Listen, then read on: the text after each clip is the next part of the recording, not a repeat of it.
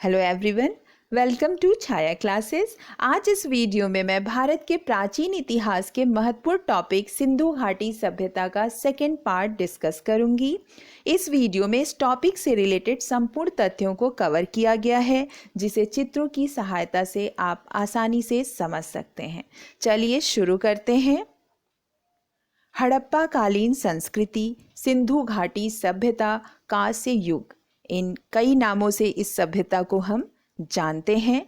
आज इस वीडियो में हम कौन कौन से पॉइंट डिस्कस करेंगे, उन प्रमुख बिंदुओं को मैं पहले ही बता दे रही हूँ। जैसे प्रजातियाँ देखेंगे कि सिंधु घाटी सभ्यता में प्रजातियाँ कौन सी थीं, लिपि, नगर निर्माण और जीवन व्यवस्था देखेंगे कि सिंधु घाटी सभ्यता का सामाजिक जीवन, राजनैतिक जीवन, आर्थिक जीवन और धार्मिक जीवन कैसा था।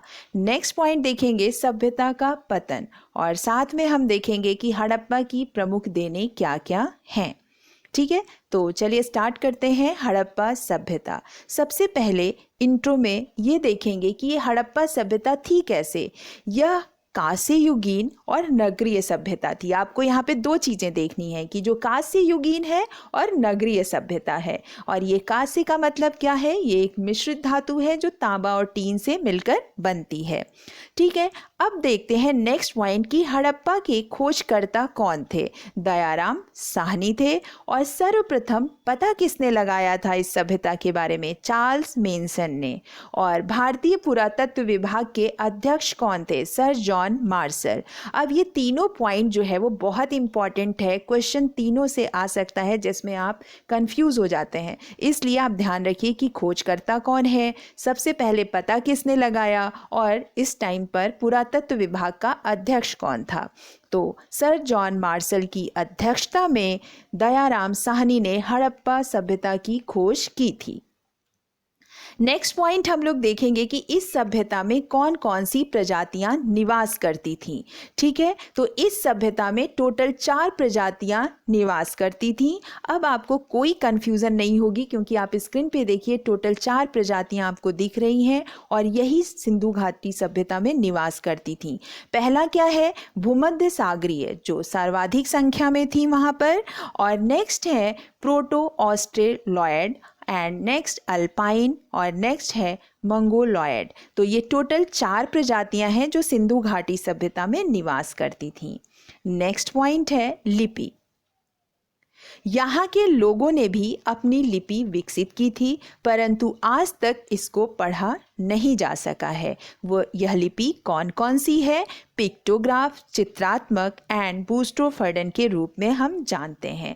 अब पिक्टोग्राफ क्या है, बूस्टोफर्डन क्या है, अब हम लोग इसको देखेंगे। जैसे आप यहाँ डायग्राम में जो चित्र बना हुआ है उसमें देखिए कि जो शब्द वर्ड हम लोग यूज़ करते हैं, जैसे क है, ए है, बी है, आज के टाइम पे यूज़ करते हैं, लेकिन सिंधु घाटी सभ्यता में इनकी जगह पर चित्र यूज़ करे जाते थे। जैसे एग्जाम्पल, मैं ए लिखना है तो मैं मून बना दूँ उसकी जगह, बी लिखना है तो मैं सन बना दूं। ऐसे जो है चित्रों की सहायता से ये अपने शब्द कंप्लीट करते थे। ठीक है, अब ये बूस्टोफर्डन क्या है? बूस्टोफर्डन का भी मैं एग्जांपल देती हूँ। जैसे आज हम लिखते हैं लेफ्ट टू राइट, फिर हम रुक जाते हैं, फिर लेफ्ट आते हैं और फिर राइट जाते हैं। लेकिन बूस्टोफर्डन में क्या है, हम लेफ्ट से राइट गए, फिर राइट से ही लेफ्ट आए, फिर लेफ्ट से राइट गए, फिर राइट से लेफ्ट आए। मतलब कि इसमें ब्रेक नहीं लगता था, तो इसलिए इसको बूस्टोफर्डन कहा गया है। ठीक है, तो ये लिपियों के नाम है। ये पूछ लेता है कि बूस्टोफर्डन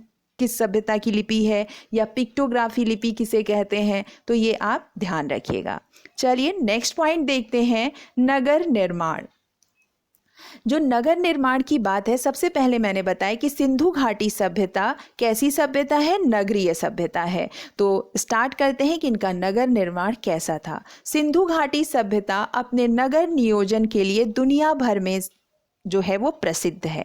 ठीक है, आप यहाँ डायग्राम में देखिए कि यहाँ की सड़कें चौड़ी और सपाट हैं, जो कि पक्की ईंटों से बनाई गई हैं। ठीक है, यहाँ की हर सड़क एक दूसरे को समकोण पर काटती है।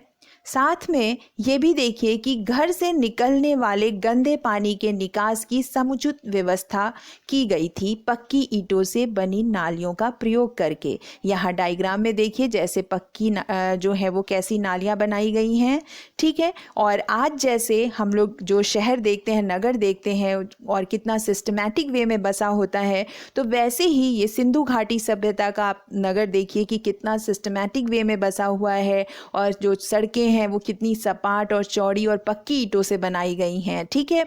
गंदे पानी का निकास की भी समुचित व्यवस्था की गई है, पानी इधर उधर नहीं जाएगा जो गंदा है। देखिए ये पानी का जो प्रयोग किया गया वो जो मुख्य सड़क के पास आकर नाले से मिलती है, ठीक है।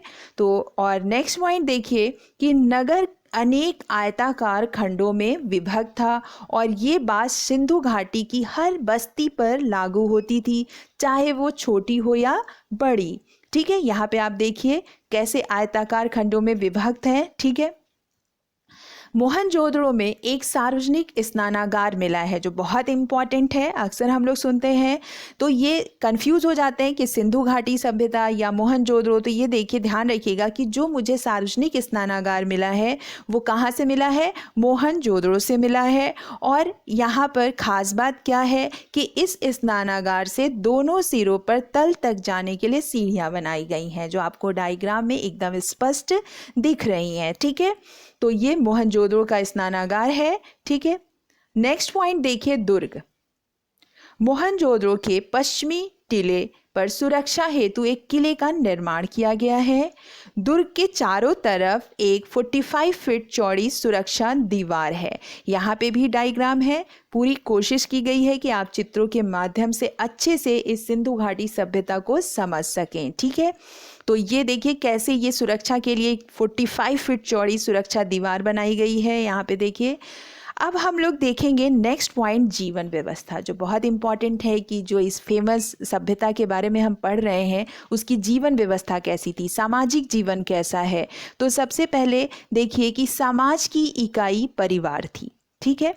समाज की इकाई परिवार थी और मातृदेवी की पूजा तथा मुहरों पर अंकित चित्र से यह पता चलता है कि हड़प्पा समाज जो है संभवतः मातृसत्तात्मक था, ठीक है। और आज कैसा है, पितृसत्तात्मक है। तो जो सिंधु घाटी सभ्यता आज इस वीडियो में हम डिस्कस कर रहे हैं वो मातृसत्तात्मक था, एकदम क्लियर रहिएगा। और दूसरी चीज़ कि समाज में विद्वान, योद्धा, व्यापारी और श्रमिक वर्ग भी मौजूद था। सिंधु सभ्यता के लोग सूती और ऊनी दोनों प्रकार के वस्त्रों का प्रयोग करते थे। और यहाँ के लोग कैसे थे, शाकाहारी और मांसाहारी दोनों प्रकार के भोजन करते थे, ठीक है। तो यहाँ पे सूती और ऊनी दोनों प्रकार के वस्त्र का प्रयोग कर रहे हैं, शाकाहारी और मांसाहारी दोनों प्रकार के भोजन का भी प्रयोग कर रहे हैं। मनोरंजन के लिए क्या करते थे, चौपट और पासा खेलते थे, ठीक है।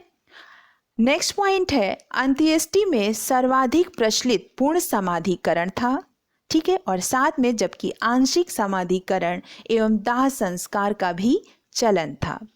यहाँ के लोगों को गणित, धातु निर्माण में क्या, कांसा, तांबा एवं सोना, माप तौल प्रणाली, ग्रह नक्षत्र, मौसम विज्ञान आदि की भी जानकारी थी, ठीक है। सिंधु सभ्यता के लोग युद्ध प्रिय कम, शांति प्रिय ज्यादा थे, ठीक है। और व्हीलर के अनुसार दास प्रथा थी यहाँ पर, ठीक है। तो आपको ये चीज़ें देखनी, ये क्वेश्चन आया था एक बार एग्जाम में कि सिंधु सभ्यता के लोग युद्ध प्रिय कम और शांति प्रिय ज़्यादा थे, क्या युद्ध प्रिय थे या शांति प्रिय थे। तो आप एकदम ये पॉइंट ध्यान रखिएगा, ऐसे पॉइंट्स एग्जाम में पूछे जाते हैं, ठीक है। अब देखते हैं कि राजनीतिक जीवन कैसा था यहाँ का। यहाँ के शासनकाल के बारे में स्पष्ट नहीं कहा जा सकता है, जैसा कि यहाँ की शासन प्रणाली क्या थी, शासक कैसे और कौन थे। हंटर के अनुसार मोहनजोदड़ो का शासन राजतंत्रात्मक न होकर जनतंत्रात्मक था, ठीक है। तो एक ये हम लोगों को पता चलता है कि यहाँ का राजतंत्रात्मक न होकर कैसा था, जनतंत्रात्मक था। आर्थिक जीवन देखते हैं। आर्थिक जीवन को टोटल 4 भागों में बांटा गया है। आप कैसे समझ सकते हैं कि किन किन क्षेत्रों में हमें साक्ष्य प्राप्त हुए हैं? तो कृषि पहला, फिर पशुपालन, व्यापार और दस्तकारी। दस्तकारी का मतलब क्या है? उद्योग धंधे। ठीक है, ये आर्थिक जीवन से प्राप्त साक्ष्य हैं। अब एक एक करके हम लोग देखेंगे कि जैसे कृषि से क्या साक्ष्य मिले हैं, पशुपालन के क्या साक्ष्य हैं, इससे क्योंकि क्वेश्चंस यहाँ से बहुत ज़्यादा पूछे जाते हैं। तो आप देखिए कृषि से रिलेटेड पॉइंट कि यहाँ कोई फावड़ा या फाल नहीं मिला है, लेकिन कालीबंगा की खुदाई के दौरान कूट हल रेखा मिले हैं।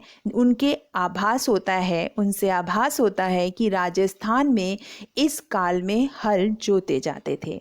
यहाँ पे भी एक डायग्राम है, देखिए कि यहाँ पर जो है हल के निशान मिले हैं, जिससे ये आभास होता है कि यहाँ पे हल जोते जाते थे। अब यहाँ देखिए कि कौन कौन से फसल के बीज मिले हैं। यहाँ मिले मुख्य बीजों के साक्ष्य कौन कौन से हैं? गेहूँ, जौ, राई, मटर, तिल, सरसों, धान लोथल से मिला है, तरबूज, अनार, केला, नारियल और नींबू। ठीक है, इन बीजों के साक्ष्य हमको यहाँ से मिले हैं। कपास का प्रथम साक्ष्य हड़प्पा से मिला, धान का प्रथम साक्ष्य लोथल से मिला। तो ये सारे इंपॉर्टेंट पॉइंट्स हैं जिन पे क्वेश्चन पूछता है कि कपास का प्रथम साक्ष्य कहाँ से मिला? हड़प्पा से। धान का कहाँ से मिला? तो लोथल से। ठीक है, तो ये कृषि से रिलेटेड फैक्ट था। पशुपालन में देखिए कि सिंधु घाटी की खुदाई में कृषि के साथ ही पशुपालन के भी अवशेष मिले हैं। ठीक है, ये आपको सिर्फ जानना है कि पशुपालन के भी अवशेष हमें मिले हैं। नेक्स्ट पॉइंट है व्यापार। अब यहाँ से भी बहुत इंपॉर्टेंट क्वेश्चंस बनते हैं। देखिए, यहाँ के लोग पत्थर से बने औजार, धातु और शल्क, हड्डियों आदि का व्यापार करते थे। ठीक है, तो पत्थर से बने औजार और धातु और शल्क आदि का व्यापार करते थे। खुदाई में एक बड़े भूभाग में ढेर सारी मुद्राएं, सील, एक रूप लिपि एवं मानकीकृत माप तौल मिले हैं। ठीक है, यहाँ के लोग चक्के पहिए से परिचित थे। ये सब क्वेश्चंस पूछे जाते हैं। ठीक है, ताकि आप वैदिक टाइम पीरियड है, सिंधु टाइम पीरियड है, तो ऐसे क्वेश्चंस पूछे जाते हैं। तो आप यहाँ एकदम क्लियर रहिए कि यहाँ के लोग चक्के पहिए से परिचित थे और आज के समय में के रथ जैसे किसी वाहन का प्रयोग करते थे, जिसे इक्का कहा जाता था। आप एक डायग्राम में देख सकते हैं कि कैसे इक्के की बात हो रही है यहाँ पे। ठीक है, कि यहाँ के लोग किस तरीके के वाहन का प्रयोग करते थे, जिसे इक्का कहा जाता था। ठीक है, इसके साथ ही ये अफगानिस्तान और ईरान मीन्स भारत से भी व्यापार करते थे। ठीक है, नेक्स्ट पॉइंट है मेसोपोटामिया से भी इनका व्यापारिक संबंध था, जिसका सबसे बड़ा सबूत क्या मिला कि यहाँ से हमें हड़प्पाई सील मिली है, जो आप देख सकते हैं डायग्राम में कि कैसी हड़प्पाई सील होती थी। ठीक है, तो इससे पता चलता है कि हमारा मेसोपोटामिया से भी व्यापारिक संबंध था। नेक्स्ट पॉइंट देखिए कि उद्योग धंधे कौन कौन से थे यहाँ पर। यहाँ के लोग मिट्टी के बर्तन बनाने में कुशल थे और साथ ही उन बर्तनों पर काले रंग की चित्रकारी करने में भी। ठीक है, और यहाँ से कपड़े निर्यात करने का पुख्ता सबूत भी मिला है। तो देखिए कि यहाँ के लोग मिट्टी के बर्तन बनाने के में कुशल थे और साथ ही उन बर्तनों पर ये काले रंग की चित्रकारी भी करते थे, कपड़े का निर्यात भी करते थे। ठीक है, और यहाँ की खुदाई में मिले गहनों से साबित होता है कि यहाँ जौहरी का भी काम होता था। ठीक है, यहाँ डायग्राम में देखिए कैसी जौहरी है, यहाँ पर बर्तन भी बगल में यहाँ चित्र है कि मिट्टी के बर्तन ये कैसे यूज करते थे।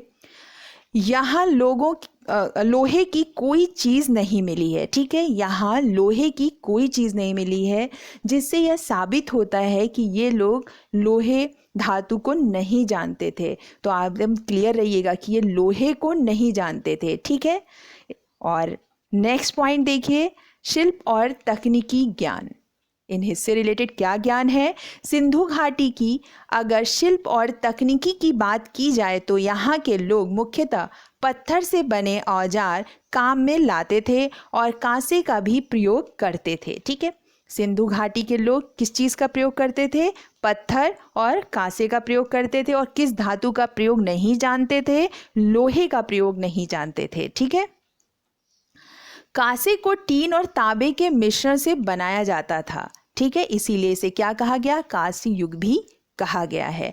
हालांकि ये दोनों ही खनिज यहाँ प्रचुर मात्रा में नहीं मिलते हैं।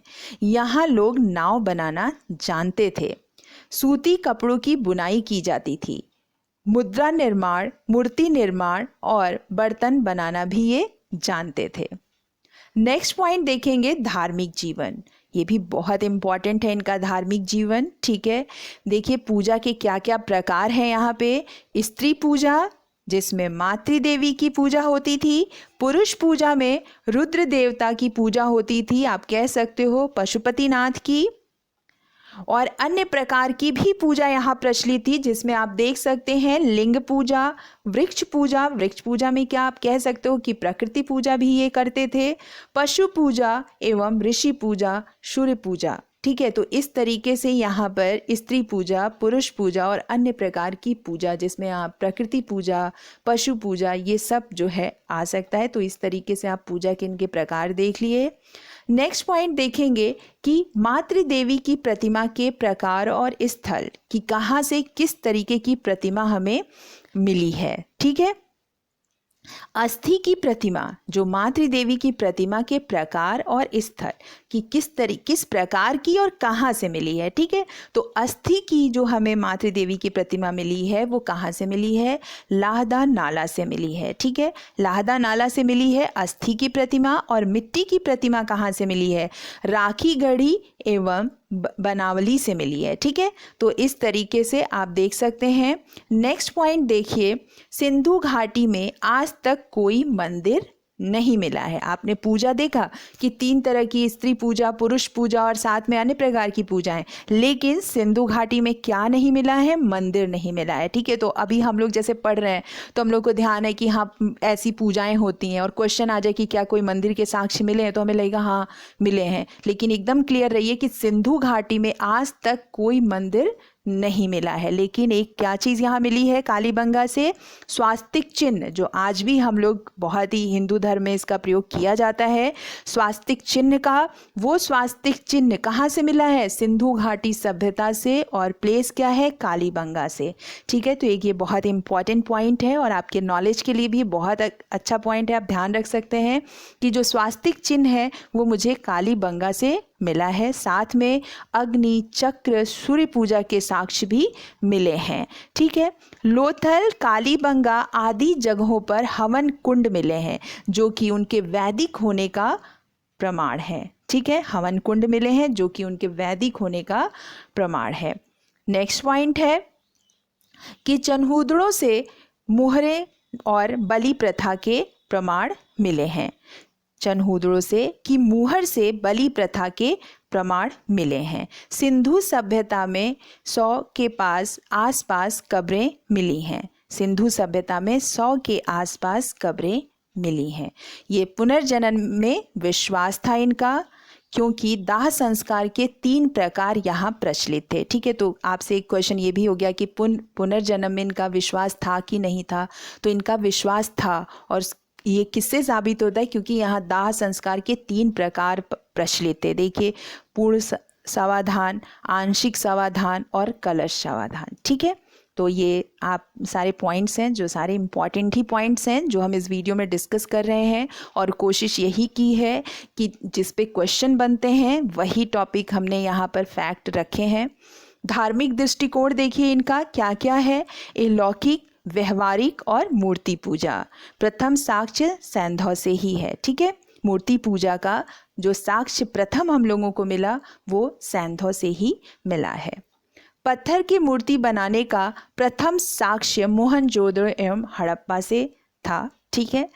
तो ये भी पॉइंट्स हैं। फिर नेक्स्ट पॉइंट देखिए, यह गैर आर्य सभ्यता थी, ठीक है। यह गैर आर्य सभ्यता थी, क्योंकि ये भी बहुत कंफ्यूज हो जाते हैं लोग कि क्या सिंधु घाटी सभ्यता आर्य सभ्यता थी कि कैसी सभ्यता थी। तो यह गैर आर्य सभ्यता थी क्योंकि यह नगरीय सभ्यता थी, और जो आर्य थे वो उनकी सभ्यता ग्रामीण थी, ठीक है। तो चनहूदड़ों से नेक्स्ट पॉइंट देखिए, चनहूदड़ों से यहाँ से पूर्व हड़प्पा कालीन संस्कृति सूकर सांगर के अवशेष मिले हैं। ठीक है, हड़प्पा कालीन संस्कृति के अवशेष मिले हैं और यह औद्योगिक नगर था जहाँ निर्माण होता था क्या, मोहर, माप, बटखेर, मन का कारखाना।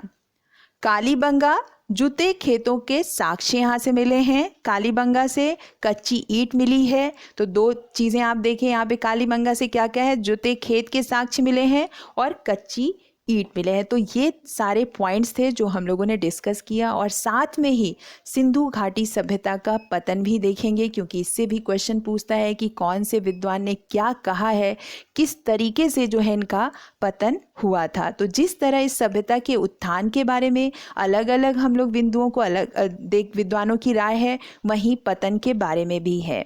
देखिए, पतन का कारण, जैसे सबसे पहले कहा गया कि पतन का कारण क्या है, जलवायु परिवर्तन। जलवायु परिवर्तन किस विद्वान की ये राय है, स्लेडन और अमलानंद घोष की। ठीक है, फिर पतन का कारण बताया बाढ़, ये किस विद्वान ने बताया, अर्नेस्तक, मैके और मार्शल एवं राव ने बताया। प्राकृतिक आपदा मलेरिया महामारी से सिंधु घाटी सभ्यता का पतन हुआ, ये किसने बताया, किस विद्वान ने, कनेडी ने बताया। ठीक है, आर्यों का आक्रमण किसने कहा, गार्डन चाइल्ड एवं व्हीलर ने। तो ये था पॉइंट जो पतन से रिलेटेड था। और कुछ मुख्य बिंदु भी हैं जो यहाँ से हमें मिले हैं, जो इम्पॉर्टेंट हैं। वो क्या क्या हैं देखिए, सिंधु घाटी सभ्यता से रिलेटेड 4 बंदरगाह के साक्ष्य मिले हैं यहाँ पे। वो कौन कौन से हैं, लोथल, सूरकाटड़ा, रंगपुर, प्रभास पाटन। ठीक है, तो ये टोटल 4 बंदरगाह के साक्ष्य मिले हैं। विदेशी जो व्यापार है उससे रिलेटेड देखिए, मिस्र, मेसोपोटामिया एवं मध्य एशिया से मिले हैं। धातु, पत्थर, हड्डियों के व्यापार का आदान प्रदान विनिमय था। ठीक है, प्रमुख खाद्यान्न क्या है, गेहूं, जौ, ये 2 मुख्य यहाँ के खाद्यान्न थे। कृषि यंत्र क्या है, पत्थर एवं कांसे के औजार, लकड़ी के हल। ठीक है, धौलावीरा से क्या चीज़ें मिली हैं, शिलालेख मिला है। किन किन पॉइंट पे, जल संरक्षण के साक्ष्य और खेल स्टेडियम के साक्ष्य मिले हैं। ठीक है, अब नेक्स्ट पॉइंट है जानवर, बैल, भैंस, बकरी, भेड़, सूअर, कुत्ते, गधे, ऊंट, गैंडा एवं हाथी। टोटल इतने जानवरों के हमें साक्ष्य मिले हैं। और ध्यान रखना है कि क्या साक्ष्य नहीं मिला है, वो है घोड़े के साक्ष्य नहीं मिले हैं। ठीक है, तो आप ये चीज़ ध्यान रखिएगा कि आपको इतने ढेर सारे बताए गए हैं कि कौन कौन से जानवर मिले हैं, लेकिन कौन से साक्ष्य नहीं मिले हैं किस जानवर के, वो है घोड़े का साक्ष्य। ठीक है, गाय प्रमुख पशु नहीं रहा, लेकिन ये प्रमुख पशु कब था, वैदिक काल में था। लेकिन सिंधु घाटी सभ्यता जो आज हम डिस्कस कर रहे हैं इस वीडियो में, उसमें गाय प्रमुख पशु नहीं रहा था। गाय का निरूपण मोहरों एवं टेराकोटा कलाकृतियों में नहीं हुआ है। ठीक है, हड़प्पा की प्रमुख देन भी देख लेते हैं कि क्या क्या चीज़ें जो हैं हमें मिली हैं हड़प्पा से। तो धातु, कांसा, टीन, तांबा, चांदी, सोना, और क्या नहीं मिला है, लोहा, जो हम आगे ऊपर डिस्कस कर चुके हैं। मृदभांड चिकने एवं चमकीले थे यहाँ के। ठीक है, चिकने एवं चमकीले थे। नगरीय जीवन का प्रथम साक्ष्य हमें सिंधु घाटी सभ्यता से मिलता है। दशमलव पद्धति पर आधारित माप तौल प्रणाली यहाँ से मिली मुझे। बहुदेववाद, आपने पूजा में देखा था कि स्त्री पूजा, पुरुष पूजा, तो ऐसे ही बहुदेववाद की कई देवी देवताओं की यहाँ पूजा होती थी, जिसमें मातृदेवी पूजा, प्राकृतिक पूजा, शिव पूजा, योनि पूजा। ठीक है, तो आपसे अगर ये क्वेश्चन कहा जाए कि जो सिंधु घाटी के लोग थे वो कैसी, क्या बहुदेववाद थे, तो हाँ, वो बहुदेववाद थे। ठीक है, योग का प्रचलन भी यहाँ पर है। साथ में जल संरक्षण, स्वास्तिक, चक्र, तंत्र मंत्र, आभूषण प्रयोग, बहुफसली कृषि, अग्नि पूजा, यज्ञ और मोहरें, ये सब कुछ हमें सिंधु घाटी सभ्यता से मिला है। और साथ में ये इक्का गाड़ी, बैलगाड़ी, व्यापार, पत्थर की मूर्ति कला भी। अब आप देखिए यहाँ पर इक्का गाड़ी का चित्र बना है। ठीक है, ईंट का अनुपात क्या होता था, ये सारे क्वेश्चंस बनते हैं हर एक पॉइंट पे। ठीक है, तो 4:2:1 का था। ठीक है, ईंट ईंट का अनुपात। ईंट के प्रकार क्या क्या थे ये एकदम ध्यान रखिएगा। कच्ची ईंट कहाँ से मिली? कालीबंगा एवं रंगपुर से मिला। वक्राकार ईंट चनहुदरों से मिला। पक्की ईंट कहाँ से मिली? बाकी सभी जगह से मिली। ठीक है, तो हमें 3 प्रकार की ईंट मिली है सिंधु घाटी सभ्यता से, कच्ची ईंट, वक्राकार ईंट और पक्की ईंट। और ये कहाँ से मिली है ये भी इम्पॉर्टेंट है। ठीक है, सर्वाधिक कंकाल हमें कहाँ से मिले? मोहनजोदड़ो से मिले। ठीक है, सर्वाधिक कंकाल मोहनजोदड़ो से मिले। और यहाँ पे 3 मानव कंकाल एक साथ दमदमा से मिला। ठीक है, ये मध्य पाषाण काल का स्थल है। मोहनजोदड़ो से एक और ख़ास चीज़ मिली है। मोहनजोदड़ो से कांसे की नर्तकी मिली है जो द्रवी मोम विधि से बनी है। ये क्वेश्चन पूछता है कि द्रवी मोम विधि से। ठीक है, तो ये ध्यान रखिएगा, जो कांसे की नर्तकी हमें मोहनजोदड़ो से मिली है वो किस विधि से बनी है? द्रवी मोम विधि से बनी है। यहाँ पे आप चित्र में देख सकते हैं इस नर्तकी को। और लास्ट में एक पॉइंट ये है कि पिगट ने क्या कहा? पिगट ने कहा कि हड़प्पा को अर्ध औद्योगिक नगर एवं साथ में हड़प्पा एवं मोहनजोदड़ो को जुड़वा राजधानी कहा। तो ये पूछता है कि किसने कहा? ठीक है, कि जुड़वा राजधानी हड़प्पा एवं मोहनजोदड़ो को तो पिगट ने कहा था। ये अर्ध औद्योगिक नगर भी कहा था इन्होंने हड़प्पा को। तो ये सारे इम्पॉर्टेंट बिंदु थे जो आज हमने इस वीडियो में डिस्कस किया है। ठीक है, मुझे उम्मीद है कि आप सबको ये बहुत अच्छे से समझ आ गया होगा। नेक्स्ट वीडियो का अपडेट पाने के लिए सब्सक्राइब करना न भूलें। Thank you so much.